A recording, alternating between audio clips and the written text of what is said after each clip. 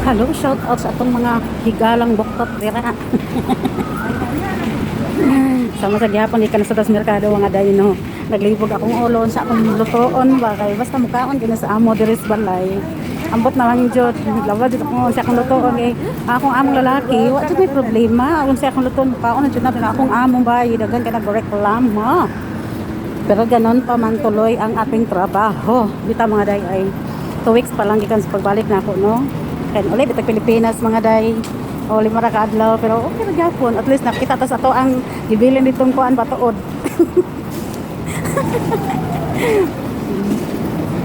Alam ko i-share about sa pag-travel na ako kadong Pilipinas ba kanila laging atat kay tang ulig Pilipinas no pero nakibaw na jud ko daan mga day nga naajoy ko ana agi problema kung magsige ka magdadaka og mga power bank. So ako mga day kay wala mas power bank.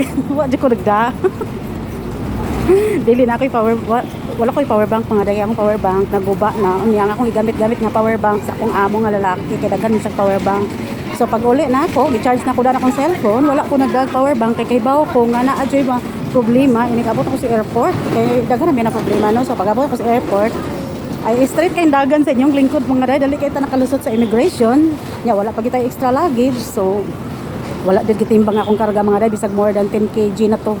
Kay kuan raman ko kanang hand carry raman so gamay ra kay itong malita mga day diretso jud kay itong daga no pero naa jud tay kababayan nga na hold siya sa immigration kay pag abliron sa iyang pag nakita sa scanner mga day nga ang iyang power bank perteng daghana mga day so at wala man gid siya nga na hold gid wala siya ka flight naka-flight gid siya mga day pero ako lang advice atong mga kababayan no nga mo biyahe sa Pilipinas ayan na lang jud mo pagdagdaghang power bank mga day kay ang limit usa duha ra jud na. So ang ihang gid na abot og siyam ka buok mga day gi da siya sa immigration officer dito sa opisina. O unya mga day buhian man jud kani ana no na man gid mga option either mo flight ka or imong ilabay ang mga power bank kasayang pasakit sa dughan di ba kay siyam iyang power bank. So ang iyang option ato mga day ilabay gid to kay di man gid siya ka flight kung ihatong dadon kay di man gid to pwede dalon. Ang sistema ilabay gid to. So karon mga day makalusot man kita no kay mao man kita atong choice alang nga dili ta mo flight tungod lang ana. So ato jud ang ilabay.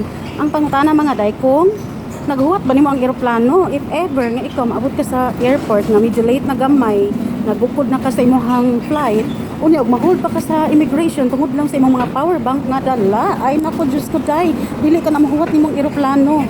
So mahugog dili ka maka-flight makalukat na sa kaglaing ticket ang pangutana kung mo bayad ba imong amo sa another flight na pod nimo. So mo na ikuan mga day no lesson nato no di lang kita magdagdaghang power bank sa airport kay gusto tag power bank na may dagas Pilipinas didto na lang ta mo palit kaysa malabay ug mao ra to ang akong ika sulti sige bye kay padung na ta saka sa balay.